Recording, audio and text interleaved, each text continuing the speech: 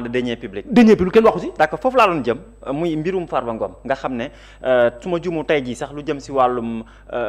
demande de liberté provisoire bi nga xam ne ay avocat bi ñu ngi koy sàkku mais aussi ñu teggi li nga xam ne mooy mandat de dépôt buñ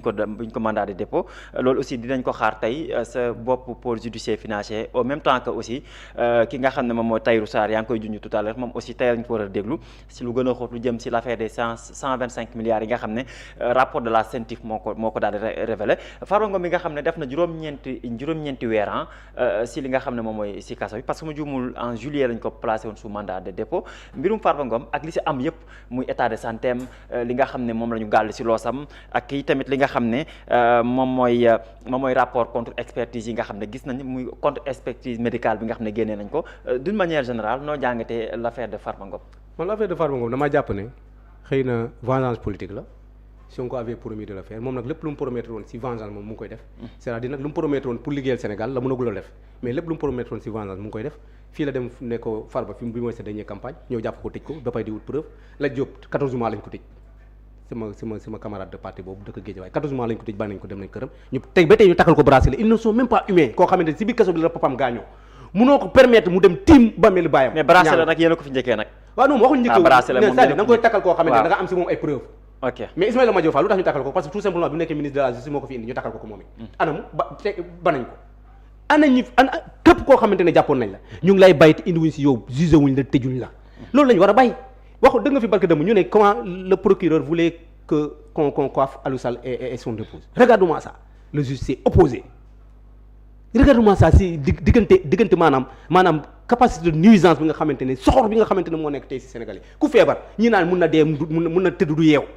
kooku noonu dafa mérité wul nekk kaso surtout na koo xamante ne la nga koy wax yow amagoo preuve bàyyi leen nit ñi ñu dem seen kër yi du ngeen amee preuve nag kii sàcc na deniers publics ngeen dem jàpp ñu sàcc xaalis réew mi te leen si kaso bi ñu génne xaalis bi képp ku dëtu ne xaalis réew mi da nga ko war a indi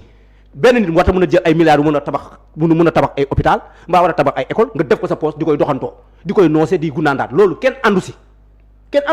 mais nag doo jàpp ay doom nit parce que tout simplement c'est des acteurs politiques nga dugg leen jàpp leen doo leen si kaso bi ay acteurs économiques koo xamante ne Tahirou mii nga xamante ne tey c'est quoi li mu def si dëkk bi ñëpp xam nañu ko moi je ne le connais pas je l'ai jamais vu je l'ai jamais salué mais dëgg naa lu mu def nit ñi gis ko mais kooku noonu loo ko def si kaso bi teg ko ba pare di wut preuve bàyyi ko muy def ay business am mun ta génne alal ji bés boo demee ba jàpp ne li ngay wax dëgg la nga dem jàpp ko ay biens il a des biens ici la même chose seen confrère bi dem France Madiambal Diagne li mu fi wax ci lu garaaw mais nañ si tontu ils n'ont qu'à apporter des réponses parce que les Sénégalais ont besoin de savoir te ñoom dafa am lu ñu jaay dañoo jaay jubal jubanti alors qu'ils sont en train de faire totalement le contraire nguur gu dëngee nii mosuma ko gis parce que nag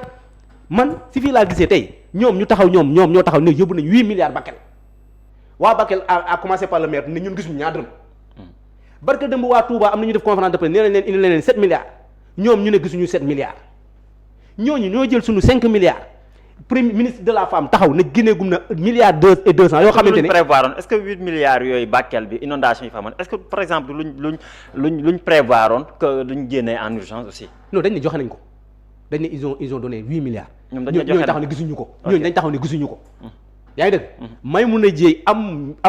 maanaam fit taxaw Sénégalais maanaam ne xaalis bi ñu voté réew mi ñu waroon ko fajee ñi nga xam ne dañoo am problème parce que affaire de famille la ñu waroon si jàppale ay nit jël naa si 1 milliard 800 jox ko sama waa parti pour ñu séddoo ko nga yaakaar ni ñii moom bi ñu petee nguur gi ñoom ñu leen war a def ñoom kii nga xamante ne moo nekk jiite Azer Thierno Alassane di wër Sénégal yépp ne leen kii 37 milliards ñu ko jox leerut nañu ko leeralal Sonko téye loo xam ne ko defoo dara réew noonu lay doxee Cour suprême dina si artu waaw réew noonu lay doxee nga nekk premier ministre nga am koo xamante ne dafa am ñu xamante ne dañ ko tuumal nga taxaw parce que yow la faral loolu mooy làq doom dóor doom au même moment amoo si preuve Farba nga jàpp ko tëj ko si kaso gi kii nga xamante ne tam ñu ngi koy tuumal la même chose que li ñuy tuumalee Farba nga téye yëkkati loo xam ne ko tu n'as rien fait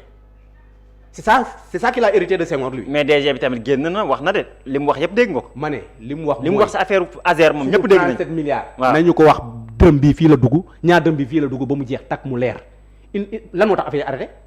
lan moo tax espagnol yi arrêté mais parce que enquête dafa am te dañoo bëgg a xam ni mu demee. non xam nga affaire du doxal nu mu doon doxee du taxaw dañuy continuer di enquête muy dox affaire du loolu taxaw lu ko de da ngay continuer di liggéey sa liggéey ñu continuer di def enquête bi mais c'est parce que ñoom tamit ils ont soupçon leerul seen bopp ñoom ils demandent des comptes leerul loolu lañ ñu jaay ba pare loolu mooy jub-jubanti jub-jubanti mooy ki nga xamante da nga nekk ci opposition da nga ne Macky Sall dafa bëggoon a dagalal góor jigéen nga ne du ma ñëwee dama koy xaraamalal ñaari at chaque jour assemblée nationale daje ma yaakaar ne tey lañ koy voté mu ngi nii léegi doo dëggee ku koy wax sax kuy distribué ay flyers sax nañ nii na ngay jàpp nga tëj mun na am man li ma ko wax si bala may gën ñu xaar ma si suuf ñu ne ma lu tax ngay wax si affaire góor jigéen. très bien Mamadou Yaya naka nga gisee état de droit suñu réew boo ko comparé état de droit bi nga xam ne président Macky Sall yàggoon na prononcé état de droit ñenn ñi jàpp ne peut-être justice bi dafa xaw a nërmeel comparé à cet état de droit ak justice bi fi ne xam nga nag ñun bi ñu nekk si nguur gi mosoo dëgg un premier ministre mbaa un militant simple taxaw attaqué justice bi chaque jour Sonko attaqué kii magistrat yi chaque jour maanaam duñ génnee loo xamante ne moom jàpp na parce que moom dafa jàpp ne moom il doit donner des ordres parce que loolu la comprendre woon affaire yi parce que da yaa ngi fàttaliku bi ñu demee Grand Théâtre nee na le ministre de la justice n'est pas une autorité politique n'est pas une autorité administrative c'est une autorité politique du ma ne ko jàppal diw mu jàpp ko c'est-à-dire moom la doon xaar da doon xaar lu toog fu mu toog seetaan télé bu ko neex xool waale interview na Mamadou Yaya mu wax mu ne demee ngeen jël Mamadou Yaya c'est comme ça qu'il voit les choses c'est-à-dire Sonko c'est nga genre dictateur type mooy genre Sonko foofu lañ nekkee en l'aise la preuve même bi mu nekkee si opposition mos ta nangu débat contradictoire débat li muy def mooy live lay def yéen ñi la plupart du woote sax ay kii conférence de presse day ñëw point de presse wax li muy wax dëpp ay bagages am dem yoonam preuve yor naa ko mu ngi nii te kenn du ko gis ba tey mu toog di naan réouverture de c'est-à-dire Sonko na respecté Sénégalais yi les Sénégalais sont 1000 fois plus intelligents que lui. D'accord.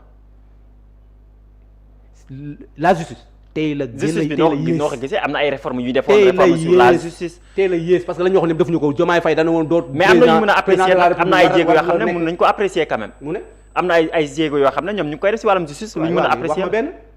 mais gis nañ bu njëkk ba bu ñu la daan jàpp dañuy ñëw directement yóbbu la instruction teel a fa 6 mois waar te ñii dañ lay jàpp. ah yow Badara Gadiaga dëgg la Badara Gadiaga du ñu la dëggee ak l'autre là Abdou Nguer di nga xam ñoom jàppal leen si ay délits yoo xamante ne délit la yoo xam ne flagrant délit yóbbu leen instruction mais justice bu président Macky Sall instruction yi dafa bari woon. waaye man ne la jàpp yóbbu leen instruction du naat waaw du nekkee ne loolu moo tax ñu jëlee ñu fi kay ñoom bu ñu ko def. ok c'est-à-dire la comparaison c'est là-bas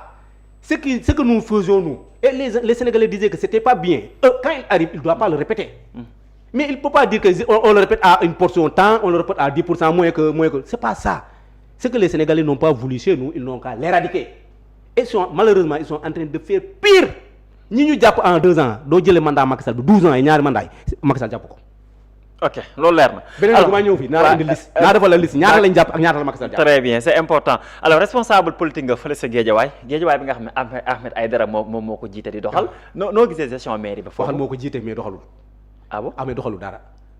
sama xarit la nag bëgguma ko xool métti parce que sama mais di fàttali aussi li ëpp si ay conseillers am aussi bokkuñu si. après lañ bokk ñu ñoo ko ëppalee si bureau bi ñu ñoo ko ëppalee kii. waaw mais c'est le maire qui c'est-à-dire maire man. est-ce que loolu tamit du impact par exemple nga nekk maire. conseillers yi nga am au contraire mairie lu mu indi ñu voté ko moom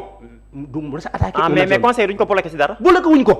mairie Guédiawaye mës ta bloqué c'est-à-dire nag celui qui est le leader c'est lui qui doit incarner.